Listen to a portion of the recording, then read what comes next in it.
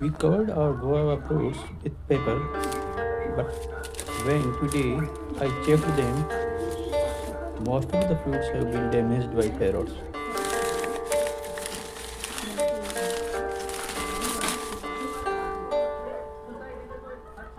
It means paper cover had not worked. Parrots ate them.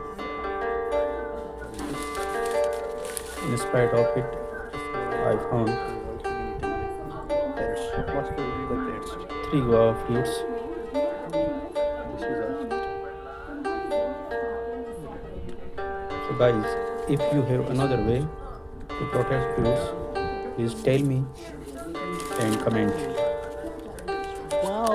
so I can Wow! protect my fruits Wow! with the